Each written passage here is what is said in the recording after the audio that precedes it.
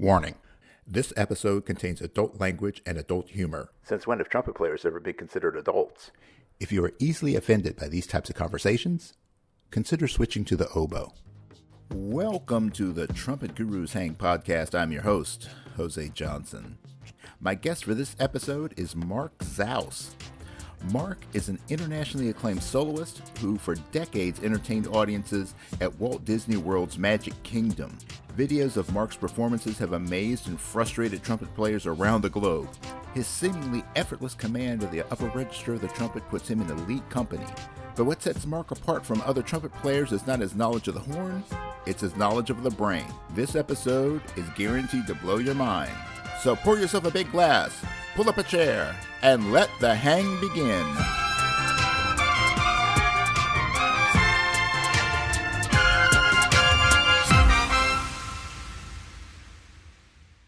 Welcome to this episode of the Trumpet Gurus Hang, and I'm your host, Jose Johnson, and I am with Mr. Mark Zauss, and I'm really looking forward to this one. I think I'm going to geek out a whole lot on this. So, Mark, how you doing today, buddy? I'm doing great. Thank you, Jose, for having me on this podcast. I appreciate it. Oh, it's my pleasure, and I'm sure there's folks, you're gonna hear some stuff that's probably gonna blow your mind today. So, besides Mark's amazing command of the trumpet, if you haven't heard any of his clips, either the stuff that he's done with, you go all the way back to Future Core, right? Yeah, that's another lifetime ago. Yeah, I do. So all the work at Disney, his solo work, just some tremendous stuff. But what fascinates me the most about Mark is his approach to the trumpet, which is based on his knowledge and his abilities as a clinical psychotherapist. So I'm really happy to do this one. So why don't we just jump right in? How do you feel that let me back this up for a second. I know you've been doing a lot of lessons and you have a great website with a lot of information on there. What do you think is the most critical component of the mental aspect of playing that people are just way off base about?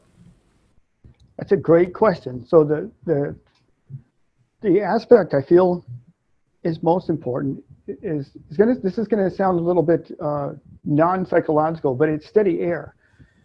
So it's this flow of steady air. It's getting the body to be as relaxed as possible to be in this sort of zone so you can perform right.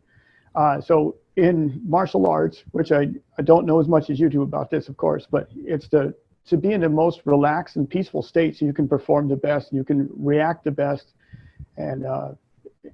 and perform the best. So you feel like it puts you in a non-tense environment, a non-tense sense, a non-tense stance. So when you play, you're not playing from an anxious point, and you're able to control what's coming out naturally without forcing it. Right.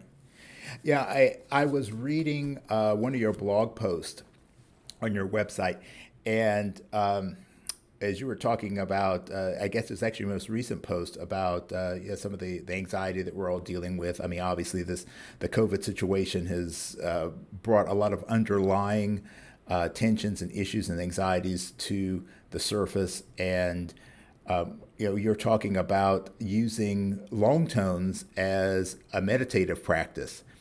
And I am a big proponent in understanding the aspect of breath and as it relates to, regulating your sympathetic and your parasympathetic nervous system, and, trying to calm that fight or flight reflex. So I just found that really fascinating to hear somebody else talk about it. So when you're talking about that continuous, trying to get that smooth and steady stream of air, how do you go about if you're working with a student and you see that they're having some problems, maybe tension in the torso, neck tension, head tension? What's the mechanics that you would take somebody through to help to start to relax physically and mentally so that they can access their air more efficiently? Well, I love talking about this. That's a great question. It's nice to hear somebody else say that too. Thank you for that. So So the mechanical part, so there's two aspects of this. There's one, or three rather. It's a cognitive behavioral component of it, and there's a mechanical part, which you described. That would be more towards the behavioral part, correcting the mechanics of it. And then an explanation or psychoeducational part of it. You know, why am I getting stressed? Where does this unsteady air come from? So the mechanical part, the first part of the, or the last part of the question you asked is, let me grab my trumpet down here. When you're playing through the horn, there's going to be some resistance that the trumpet creates, you know, when you blow through it, and you blow through the tube or the actual horn part. Now that resistance kind of covers up some of the air that's unsteady. In other words, it makes it not as evident. So we want to first get the air as steady as we can before we start playing the amplifier part of the trumpet, which is the part without the mouthpiece, the horn with a bell, right? So the first thing I would tell the student to kind of unlock the shoulders and everything is, so if they approach the trumpet with a tense stance, is to first take a deep breath and then relax. And in a few moments, if this is okay with you, I'd like to explain why someone gets tense, the reasons why. Let's do it. So to correct it, first of all, it would be to establish steady air. The first thing you do each day is to establish steady air. What that means is you take the mouthpiece. This would be like the beginning of the stamp routine. A lot of players do this. Malcolm McNabb or Turo does. And you'd first play a low C. Oh, kind of mute in there. Low C, so you can get a reference. You can use a piano too if you want. And then it's to buzz a low C. Now, I haven't buzzed a low C in a few minutes, and I did this on purpose. I want you to listen to how unsteady my air is.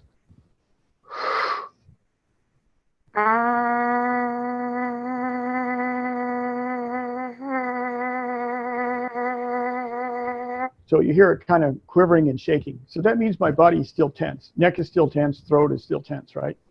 And there's more neurotransmitters kind of flying around in the front part of my brain than I need. And I'll explain that in a minute so it makes more sense. So I need to calm all this down. The next thing I do, take another deep breath. Kind of let it all out. Then play this low C again.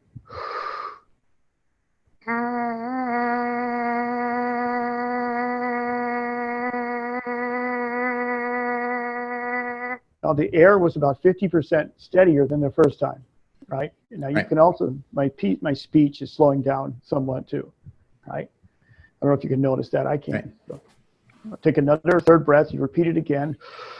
And then to save time, you would buzz the mouthpiece again. If I were to do that again, hopefully my air would be even more steady than it was. Okay. That makes sense so far? Yeah, absolutely. So you get it steady on this first, then you're ready to play the long tone and the trumpets. Next thing I tell the student is something I heard from Wynton Marsalis in a seminar that he gave back in 1983 or 4. This is a long time ago. And I was in the audience listening to him. It was $19 to get in. And I remember him up there talking to him going, wow, you know, getting to see him. So what he told us all to do is to play a low C as soft as we can with as steady air as we can. And again, if I were to do that now, to save time, I won't, but the note would be, it'd be kind of unsteady. I rest, I play a B as soft as I can and as steady as I can below the staff, a B, and then rest, and then a B flat, follow the same directions, A flat, G, and then F sharp or G flat. By about A, my air starts getting steady. So I want to establish steady air and what it feels like to play the trumpet calm each day before I start to play the trumpet.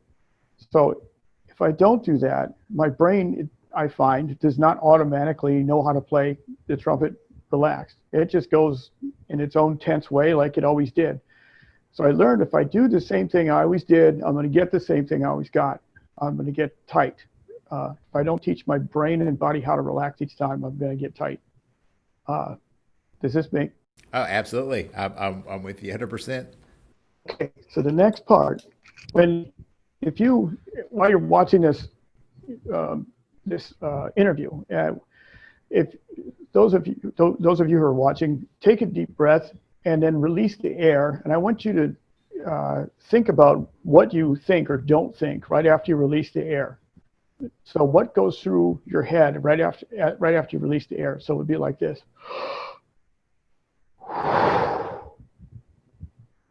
So what goes through my head is absolutely nothing.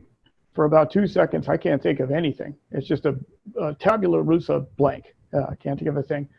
So what happens when you breathe like that, the oxygen that you take in uh, goes into the frontal lobe of the brain, which is up here, the prefrontal cortex. That's like our executive decision-making center where we make decisions and we think, and that's where our anxiety is and our perception of things, where, when you're kind of looking around making the decisions and thinking thoughts, that's where they all are.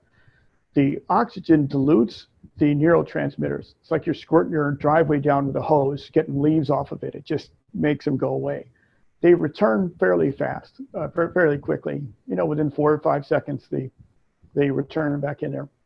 So what I tell patients with panic disorder or anxiety is this one thing, and what I tell trumpet players is another thing. The two are really similar. So if you had a panic attack or panic disorder, I would say breathe in, take a deep breath like we did, and breathe in through your nose slowly for 8 seconds. Relax your shoulders, hold your breath for 4 seconds, breathe out the mouth for 8 seconds. With steady air. That takes 20 seconds because it's 8, 4 and 8 is 20. Then you repeat that 3 times. And what you're doing when you're holding your breath is the body is taking the oxygen that you have in your lungs and it's sucking it up into the frontal lobe. That's the first place that oxygen goes. So it's like you stepped into a Las Vegas casino where there's shoving a bunch of oxygen in there. Right. And that calms down the hypothalamus, the parasympathetic nervous system, sympathetic nervous system. It calms all that down. So if we're ever watching a terror movie, like a horror movie like Friday the 13th or something, you notice that when you're watching a movie, like say you're watching Psycho, I'm a little bit old school, so this probably was made before many of you were born. Apologize for that, but any terror movie, let's say. So somebody's getting stabbed in the shower. You notice you get tense and real tense and your heart's pounding and everything. That's because the hypothalamus gland in your brain cannot tell the difference between reality and perceived reality. It cannot tell the difference. Hypothalamus gland is the fight or flight gland, and it's in the middle of the brain, and it affects the frontal lobe, it affects the brain. Also tells the endocrine system to fire up. It tells the adrenal glands right on top of the kidneys to start pumping out this adrenaline. So it causes you to do this, causes your heart to pound, sweat. It also makes you shake and makes you not be able to focus on what you're doing. So if this happens in martial arts, for example, you're going to get punched in the head and not do very well or not function as well as you could. Trumpet playing, it's the same thing. For anxiety, it soothes the hypothalamus when you do that breathing exercise. When you start to do that breathing exercise, it tells the hypothalamus everything is okay. Therefore, the hypothalamus associates, if you do it while you're watching a terror movie, it associates watching the terror movie with being relaxed instead of feeling terror. It assimilates the two together. So when you play the trumpet, it assimilates when you breathe with steady air, like we talked about with the Winton's long tones and with the mouthpiece. You assimilate playing the trumpet with being relaxed instead of how we were brought up to play the trumpet, which is you got to hit the high note. It takes more power and pressure and energy. That's the way you got to get the note out when you're trying to play.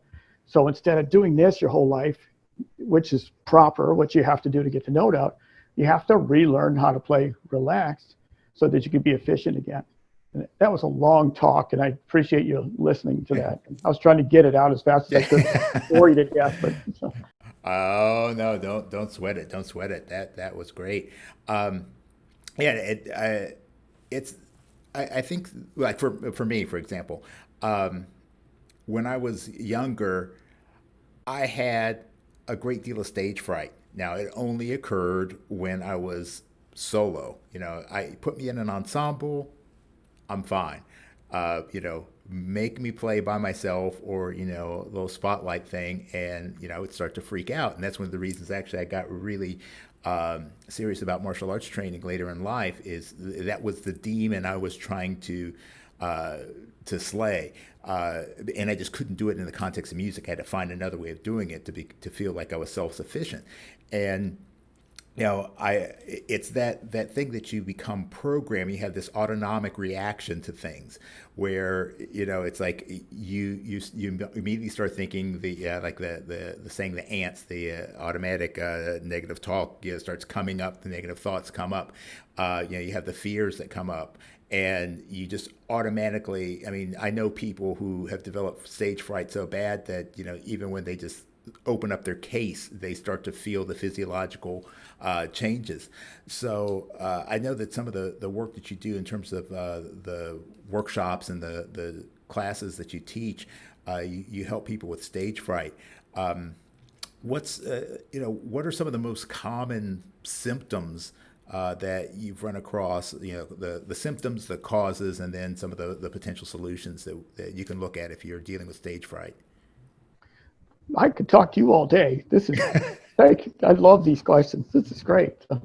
So with stage fright, we have these negative cognitions or thoughts, like you just said, and they kind of overwhelm us and build. And what it is you're going out on a stage and you're doing something you don't usually do, and you're thinking, what if I mess up? I should have practiced a bit more. So the shoulds and oughts, I ought to do a better job. And then some of the talk turns into stuff like, you should have practiced more. What if you messed up and such and such over there played much better than you? Or, you start beating yourself up with these thoughts.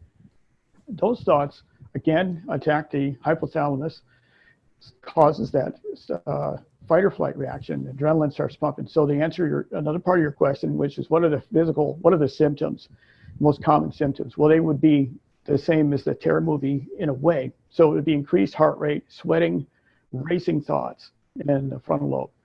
And dry mouth is a big one I hear a lot. Trembling is another one, hand shaking. And those are the most physical thoughts. So the way to treat it, which you also asked, is the first step is awareness. It's to be aware that okay, I'm getting anxious, then to acknowledge it, which is saying to yourself, I'm getting anxious because I have stage fright. Give it a label, call it a name. I have stage fright. I have this name that some theorists would say don't label anything because it gives it more power. Well, this, to me, it externalizes it. It gets it out of your brain. It calls it something so you know it's not part of yourself. Right. Then you breathe. You do that breathing exercise again. If you're backstage and people can hear you, breathe around the side of the curtain, and you control the breath. And then the thoughts are the next thing that you would do to treat yourself. As you're doing this 8, 4, and 8 thing, the thoughts are, it doesn't matter if I mess up. This audience does not own me. I'm not doing surgery right now. If I mess up, no one's going to die. It isn't as critical as I thought. I'm supposed to have fun. And then thoughts might come later on, like, screw these people. I'm just going to have fun, to be more blunt about it. Yeah. Yeah. Cool. Now, I mean, you have a very prolific career. I mean, you've been performing for such a long time, and in the trumpet community, you certainly have garnered quite a reputation, particularly for your high chops, which are just stupid good. But I mean, also your jazz chops. I mean, you're just an amazing all around player. Do you still feel like you're dealing with, battling these kind of thoughts and issues even to this day? I don't anymore. My biggest fear, this is truly what happened, is I was playing it in Miami, or at Epcot in Miami, and Arturo was watching, and I was fine. I wasn't nervous. And then I really listened to him play more. I was like, man, I hope he liked what I did. I started getting nervous afterwards. Then I got a message from his agent that said he wants you to play lead on his next album, and the second trumpet player is going to be Randy Brecker. and he named a lot of the players. And by the fourth name, I was like, oh no. I was getting pretty scared at that point because I hadn't played with people like that, And so I started getting nervous for about a year after that. I'd go play these things I've been doing for a long time. I get nervous at them because I kept thinking of, what if I mess up in front of Randy Brecker? And what if I screw up and they don't like me and I don't do the job that Arturo wanted me to? And then I played with him a couple times and I got to know him. I played some duets with him and I stopped getting nervous because the guy's so damn nice. I couldn't get nervous anymore. It just stopped. Once I got to know him and got a different perception of what he was and what his heart was and how he felt about things, it just went away. So that taught me a lot. That taught me that perspective has a great deal of power over your perception of nerves and things like that. Perception has a great deal of power over your expectations, is what I'm trying to say. A lot of people think that you want to become fearless, and that fear is a bad word, just like they think stress is a bad word. I personally don't think that. I think it's our inability to manage those things, like stress. If you don't have stress, then you have no need or desire to change. There's no forward momentum. If you didn't have any fear, then you do all kinds of stupid crap that you probably shouldn't do. So I think that they're healthy. Any emotion is healthy. It's just when we can't manage it and we can't drive it forward. I really like what you said about defining things, naming things. I've been a big proponent of that. That when you give something a name, in some ways you do give it power, but in the other aspect of it, you take power away. Because when you can identify something as I'm nervous, I'm anxious, I'm afraid, I'm whatever it is, as soon as you classify it, then it gives you the opportunity to come up with a solution for it. It's the unknown that gives us the problem. So I like the idea of knowing what you're dealing with, because then it's just a matter of finding, getting access to the resources that are going to help you to solve that specific problem. That's right on. That's exactly right. I cannot say that any better. That's right on the money.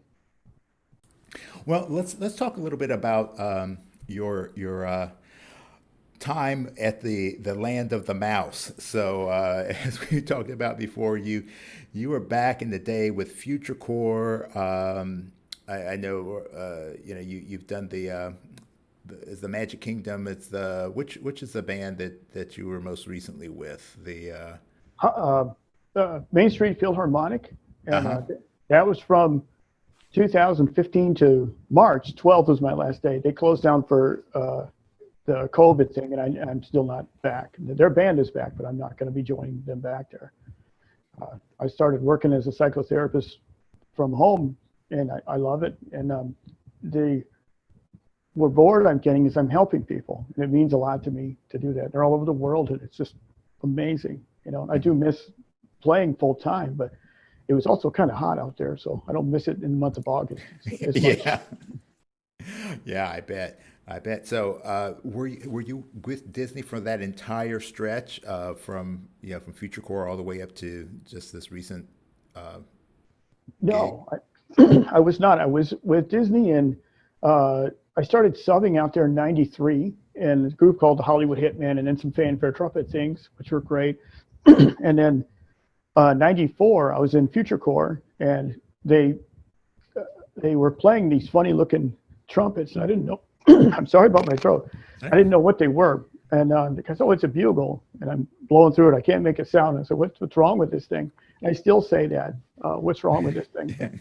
But it was in a different key. I figured it out, and so I learned to play that. I had 2 weeks before the audition, and I learned how to play this thing, and I did that until '98, and I went into the group called the Hollywood Hitmen again, at MGM Studios at the time, it's now Hollywood Studios, and did that. And we got laid off from that group in 2001 in April, before the Twin Towers thing happened in September. So then I started going back to school. I went to school for 8 years, and became a psychotherapist, got licensed, board certified, did all that stuff, and then practiced as a therapist. And I played gigs with my own bands the entire time. That's what put me through school. My wife came up with these different groups, and that's was brilliant ideas, and that's what I did, and still do, and will do again. And then the practice I was working at, the private practice in 2015, was decided to close their doors because the two owners had an argument. So they abandoned all the patients, and it was a really bad scene. I quit right before they did that. Something didn't seem right there, so I just left. And I got the Disney job, and I was doing that from 2015 October until just recently in March. Yeah. Wow. So I mean, so you've gone from being the full-time musician to being now the full-time therapist. There's certainly in some ways of looking at it, they're just like completely different ends of the spectrum, but yeah, I can see where those skills kind of meld together. So how do you see your skills as a musician? Because we've already seen how your skills as a psychotherapist help your work as a musician and and a teacher. But how do your skills as a musician help you in the world of psychotherapy? Well, the understanding of performance anxiety, they both kind of played a role in each other, but it's taking the steady air. It's having to figure out how to play calm, and the way I discovered this, I had to play in Future Core. We did 7 shows a day, 7:30 till we got done at 3:30, or 8 o'clock to 3:30, sorry. And then I had to play in a Dixieland club at night called Rosie O'Grady's, and that was much harder than Future Core. It was about 100 times harder. You had hamburger face when you got done, and it was 4 one-hour shows from 8 to midnight, and you've got awful work when you got out of there, and it was like playing the circus. So yeah. I had to figure out. I needed the money. I was trying to pay off a credit card debt, so I had to figure out how to do these 8 shows and these 4 shows day after day to make this money and not lose my face. So I was playing these long tones. I remember what Winton said, and I remember this technique or this theory on how to play relaxed, so that the entire night I wasn't working any harder than I had to. And on the breaks, I would do long tones. So instead of just waiting on the breaks and doing nothing, I practiced every break except for if I was eating or playing chess. It's the only times I took time off. And by playing these long tones, I could play the next set and not strain nearly as much as I would have. So that knowledge of from having to figure it out, of how to use air to relax yourself, how and why it reduces tension and everything. That's what helped me understand how to do the breathing techniques and why they work for psychotherapy. Okay, cool, very cool. Would you classify yourself? And I hate using this term, so yeah, but it's just one that people use a lot. Would you consider yourself to be a natural player? Or are you one of those guys that just had to bull yourself through gaining all of the range and technique that you've accomplished? I'm not sure, but I'll tell you what I know. In other words, I've seen a natural player, and I'll describe him in a minute. It's a little different than I am, but natural meaning when I started playing the trumpet in 6th grade, by 7th grade, I could play a G or an A. And I thought that, this is going to sound stupid, I thought Maynard Ferguson was some guy that went to my high school. And so I never met him, but I knew he played lead or something at the high school. And I was in junior high, so I never saw him. So I was playing along, wow, he's made these records. I was kind of gullible, and saying to my brother, yeah, the guy goes for high school. My brother's, what? Oh, okay. I don't know if he even got what I was saying, but so I'm playing along with him on the records. I didn't know I wasn't supposed to be able to do that, and I sucked. I wasn't, sounding like he does. And as a matter of fact, I probably never will and never have. Nobody has a sound like him. Yeah. But nevertheless, I could play the notes along with him, and they were inefficient. I was playing wrong, but I could still hit them. Then I got another teacher, and he taught me how to do it somewhat correctly, best he could. And I injured my ribs a couple times and then learned how to play correctly.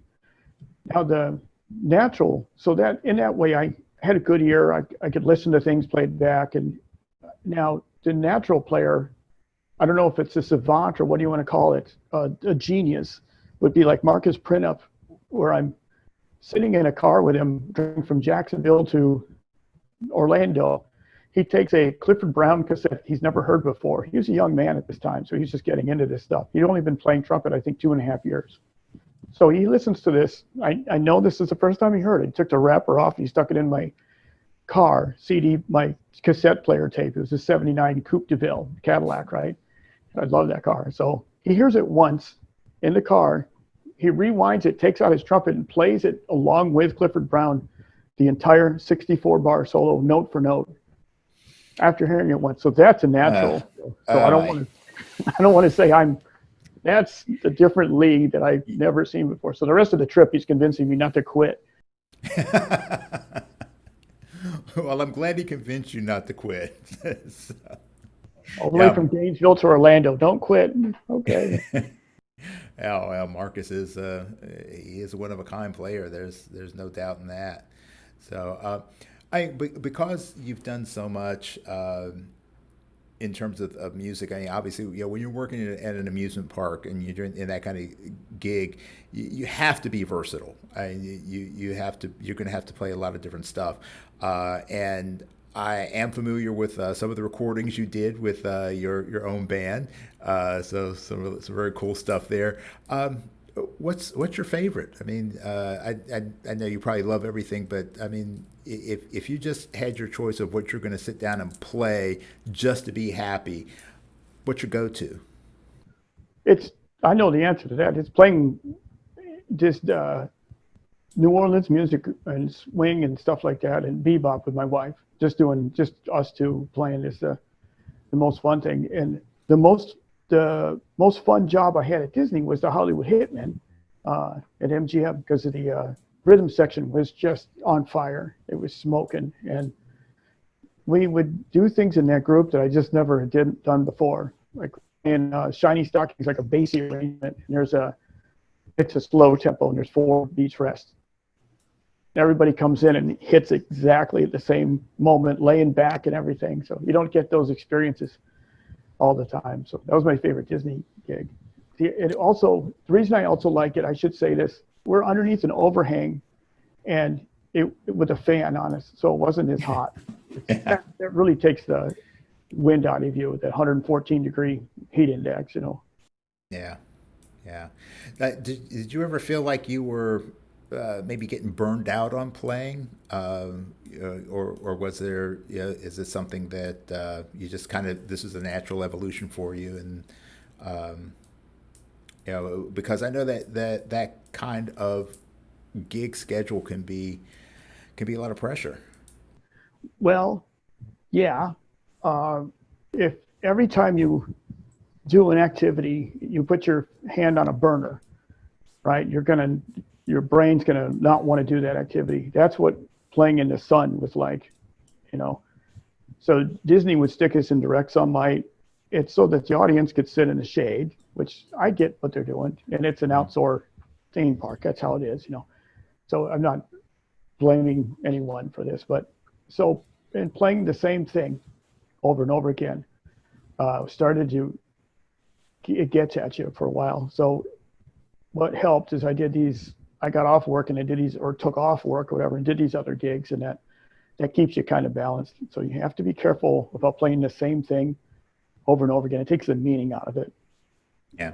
The arrangements were great. There's nothing wrong with what they were. It's just it just beats you down. You're sweating and it's in your eye. Right.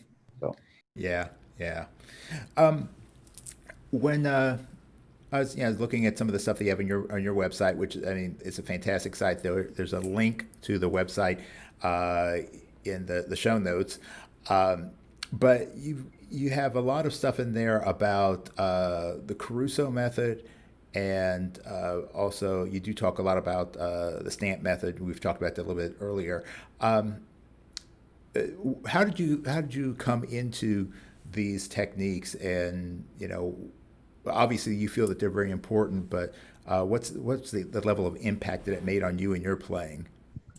Oh, huge impact. My teacher, Cy Prywiller, he's still He lives still in South Florida, Lake Worth. He's still there. And he taught me these methods. He taught me the stamp routine and the Caruso routine. He taught me correctly. He taught me exactly how to do it. And I didn't listen to him because I was 16 and I knew more than him. Not. So I did him wrong for the longest time. So when I did stamp routine, there's a, let me back up a little bit. My teacher studied with Stamp. He took a lesson from him, and with Caruso. He went to New York and took a lesson with him. There's some guys on Facebook that like the over 50 group. There's another group. They studied with him, took lessons from him himself and everything. They know a lot more about it and how he was and everything than I do. But what I learned, my spin on it or my view of it, is that I learned to rest as long as I played with the stamp routine instead of rushing through it as fast as I could. You really take the time to get the most out of each note and focus on the steady air. And then that's what I take from that. In the Caruso method was to just not move the thing off your face until you get done with it. And but that's what developed my range more than anything was doing those two methods. Yeah. Yeah, I've played around with the Caruso off and on during my career, and for some reason, I always get extra stiff when I play those. So I've kind of bounced back and forth, but some of the stuff that you said in there is like, oh, okay, well maybe I'll try this again and give it a little revisit and see if I can find that sweet spot. And do a lot more with after playing to do the flapping and getting rid of that lactic acid so that the stiffness doesn't build up. So the stamp stuff, and so many guys are huge on stamp, and I if you look at anything and you see if there's a track record, right? So lots of guys came through the Caruso method, phenomenal players. Lots of guys came from the stamp method, phenomenal players. So it's looking for the kernels of truth in there and finding things that work for you and making them part of what you do. So when you're doing stamp, is that so do you do those two routines as part of your daily practice, or is this something that you at this point in your career you just kind of use as maintenance stuff? Well, it's been maintenance recently, so sometimes it's only stamp and Caruso. But the first thing, no matter what, is the stamp, is to get it that steady air like we talked about, and then the stamp routine, rest as long as I play. And then the Caruso 6 notes, and then the range builder. On the range builder, I go up as high as I can until no sound comes out. It's different sometimes every day. I don't worry about that. And sometimes it has a double buzz and sounds god awful. I don't pay attention to that. And I also I don't rest 20 seconds and go back again and try to play. I've not had good results with that. But there are people that know more about this Caruso method than I do and stamp. So it's important really to never just take one person's view, but to gather information and put it all together. And then some people, like you were just saying, what I've heard a lot is that they do the Caruso method and they feel a great deal of tension and stress, and it makes it more difficult for them to play. Well, then that's not the exercise for you. That doesn't mean you're good or bad. It means nothing. It just means that you need a different exercise. That's it. Yeah. Let's talk equipment for a couple minutes. So you play a rather large setup in terms of your horn. Is that the Shilky, correct? Yeah. It's an X4. It's got a 468 bore and a beryllium bell, and it's like a 44 Magnum. It's really fun to have. Yeah, I mean, I've had conversations with different players, and I think guys, what I've found anecdotally is that guys who are more session players, you're on the mic, you're in the studio. They seem to be going towards downsizing, like using small equipment, very very tight, very directional, and guys who play a lot of just in your face, out there playing like to go with a larger horn, so you get that spread of the sound, as opposed to that, just very kind of lasered focus, which, that sound prints really well on a microphone, but it doesn't carry outside as well as something that's got that big, huge sound. So when you're doing these gigs, I mean, you're playing on that kind of a size horn. Do you feel like sometimes the horn is hard to keep reined in, or that it demands too much energy, or have you just gotten yourself acclimated to that? No, it feels so free blowing. The weird thing about this, and weird and good thing about this Shilky is I can back off and it feels like a piccolo trumpet. But if I jam the air through it, it just wants more. But it has enough kickback on it because of the my 7 backbore. That it's a Warburton mouthpiece. That it has enough resistance from the backbore that I don't get crushed by it, if that makes sense. Yeah. Now, if I play loud outside, it's gonna, like at Disney, it's gonna echo off the buildings down the street. I can hear some slapback, and it's this broad sound to fill up outside, right? Now, if I played into a microphone and the microphone was in my bell, let's say it was a nice Sennheiser mic, and I'm playing as loud as I can into the mic. I learned this from a guy named Paul on one of the online. I'm going to sound not as loud. The sound man would be turning me up because I'm playing as loud as I can. He'd be turning me up because you can hear me as well. If I back off and play about 75%, like Roger Ingram would do, I'm going to be super loud into the mic. And Roger Ingram's going to use a smaller bore, and he's going to focus all his sound and energy right into that microphone, and he's going to be louder than hell. And he knows what he's doing. He's playing it super efficient, if that makes sense. Frank Green, and I can name a ton of guys, So Yeah. Well, that's the thing that I love about doing this show and just being part of the trumpet world and getting to talk to a lot of different people is that, there is no one right setup. There's no one right way. I think the only right way is to, I agree with you about being relaxed.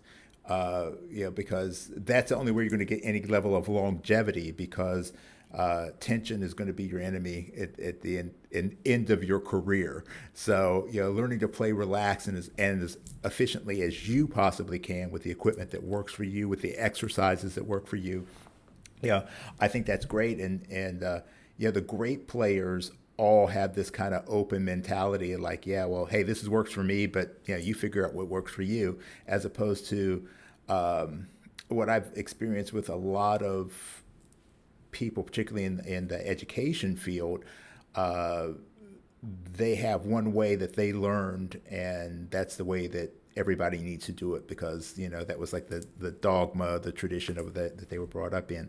So do you find yourself like experimenting with things, like kind of looking at new concepts and trying to tweak things or to find new solutions?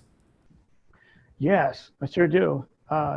So in college, I'll tell another story at risk of driving everyone insane by listening to my story. In college, I was playing an Arban exercise. So it's when I sing a little bit, you know what I'm talking about. It's thirds, and then it goes into sevenths, and then diminished, and you could find the pages in there. It's like 148. It's different than different books. Mm-hmm. So I'm playing that in a practice room, and our school paid the Count Basie band to come play with us. I play this Arban thing. I'm like 3/4 down the page, right? And I'm spitting. I'm like, because I'm playing from here to the bottom of the page, top left-hand corner to the bottom right corner, like it implies, right? So if you look at the Arban book, it implies to start here and end here. And if you have endurance, you could play everything without a lot of rest. So that's what I did. So he beats on the door and he says, I'm about 3/4 of the way through, and I'm sounding pretty raw at this point. I'm spitting and stuff. And he goes, cracking notes. He goes, "Are you tired?" And I said, "Yes, yeah, I'm tired." And he goes, "Are you practicing how to get better at being tired?" Well, yes, I am, as a matter of fact. He was really nice, by the way. Yeah. He asked it. He's a super cool guy. So I said, "What would you do?" He says, "Play, but rest as long as you play, and So what I did, I adjusted this by playing da da da da da da da da da da da da da, playing the line through. You don't need to hear me sing it. And then I play a low C, as soft as I could with steady air, right? And then I play the line again. It was much better. So I would play the line, play the low C, rest as long as I played, play the next line, play the low C, rest. So it added more time to my practice, but my God, did it sound good, and it sounded better. And it reinforced that how to play relaxed instead of how to get better at being tense. So every time I put the trumpet up to my face, it was associated or assimilated into playing relaxed. So the autonomic reaction you were talking about earlier is a relaxed reaction as opposed to a tense one, which I could previously condition myself to be. Yeah, wow, that's very cool. Yeah, it's the I love problem solving, and I think maybe it's because I spent so much time in my life in various things that I've done, beating my head up against the wall that I finally had to learn how to develop problem solving skills and being analytical. And that's one of the things I love about like mindfulness, of being able to detach yourself emotionally from things and just to be able to look at it and go, well, this is what it is. So, hey, now let's find a solution. And, as opposed to, freaking out and stressing out and everything. So I think that, as a community, as a trumpet playing community, it's so critical that people like you, people who have, not just the chops to pull things off, but also have the ability to explain to people what are the processes, the physiological processes, the neurological processes. I think the more we understand what we're doing and how we're doing it, it's going to give us a much better position for being able to play music. And it's the music comes from your heart, but your head gets in the way. So I think the more we can get our head out of the way, our bodies are going to be able to do the things that we've trained it to do. So I really love your approach. And I would say anybody who's trying to figure out more of how to get into a deeper level of understanding about playing, that they should definitely look you up and if nothing else, just check out the great information you have on your website. But definitely hit my man up for some lessons too. I think I'm going to do that. So No, I'd love talking to you. Just talking to you would be great. yeah. Also, Well, next time I get down to Florida, you and I are definitely going to have a hang. So, but and people who have embouchure fatigue syndrome, in other words, they've been playing their whole life, their face is shaking, they can't play anymore. mhm. That's what I'd like to. That's what I want to talk to too. Is I think I might be able to help with that. And not take your money, not do. It's going to take you 10 weeks to do this. It's to spend as little, do it as fast as I can to get you better as quick as I can. So if you can't figure it out, that's what I like to help people with. Yeah.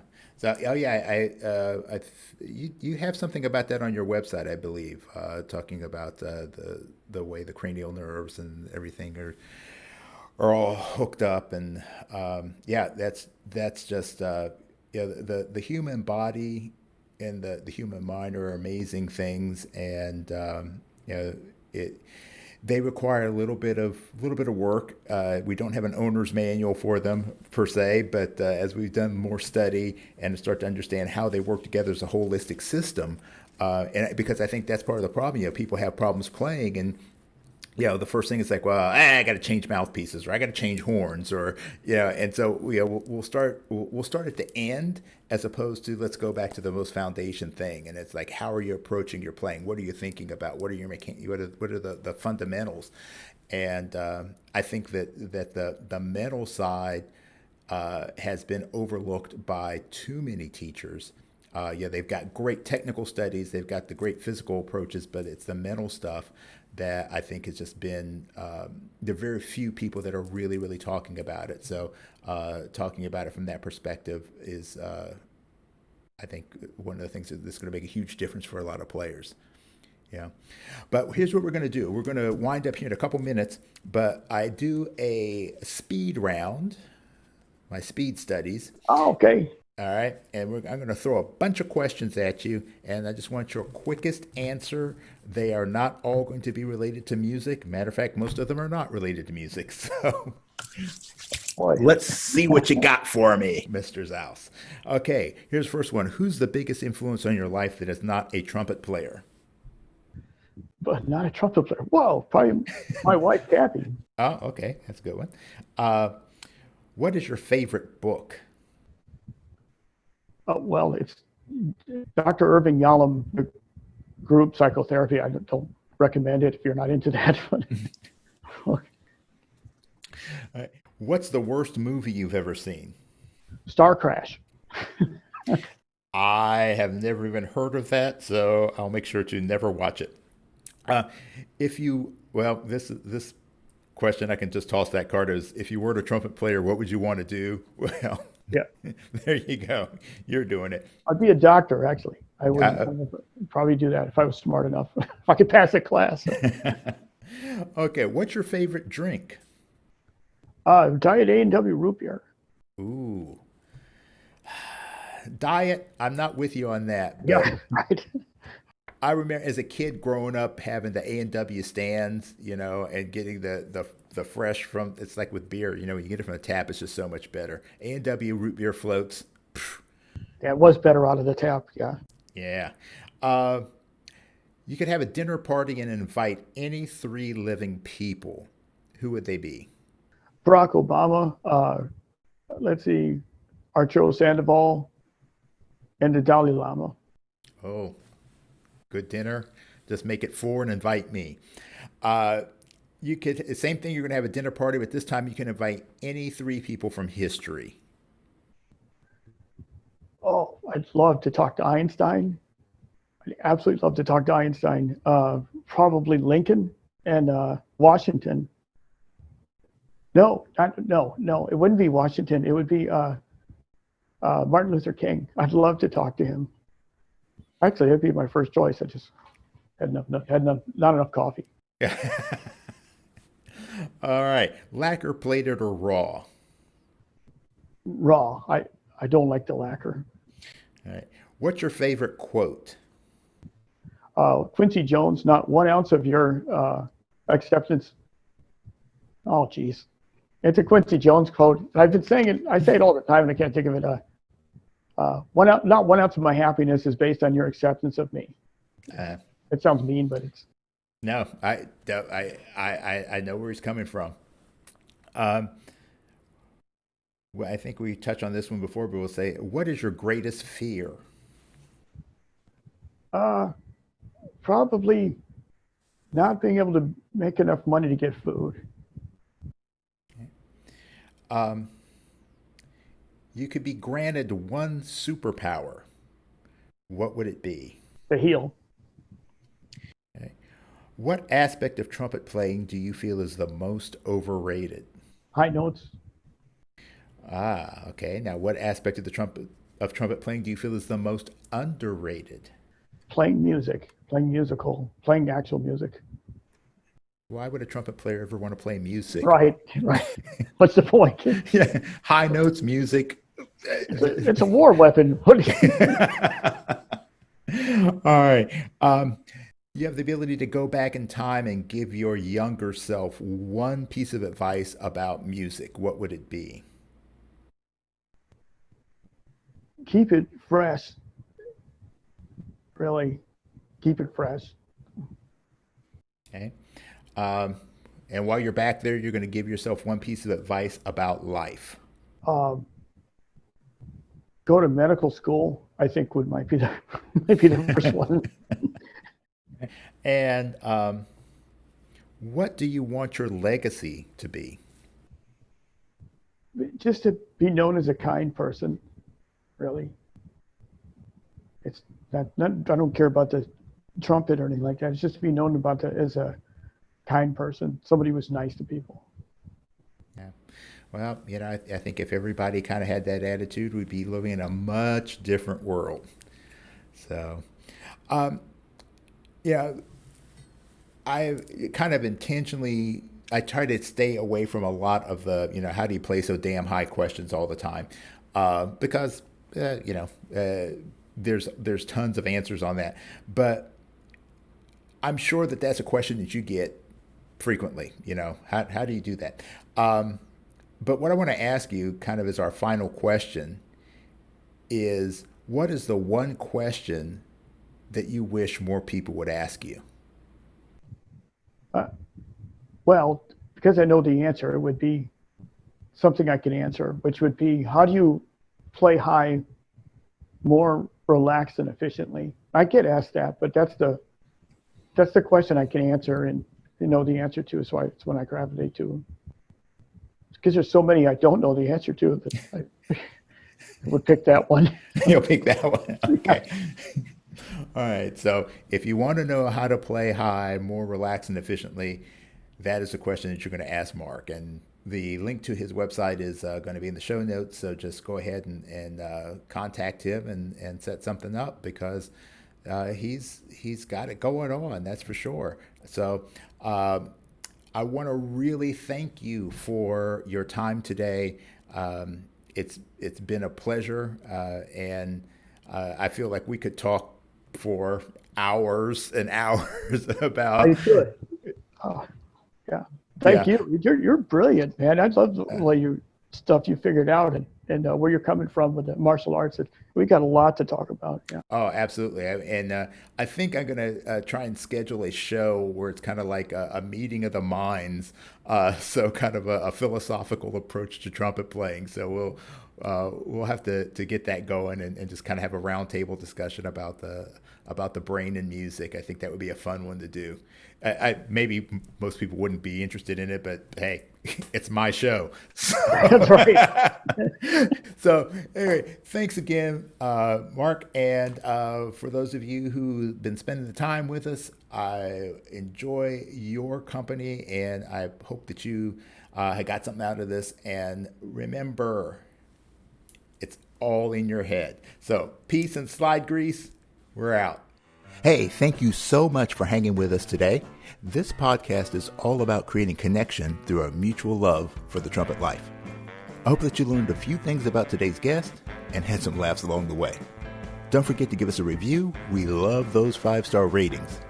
And please share this podcast with your friends. We want to see our hang grow for show. Have a suggestion for a future topic or a guest?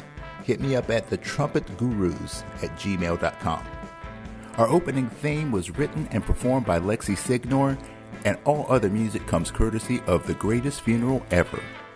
So in the words of W.C. Handy, life is like a trumpet. If you don't put anything into it, you don't get anything out.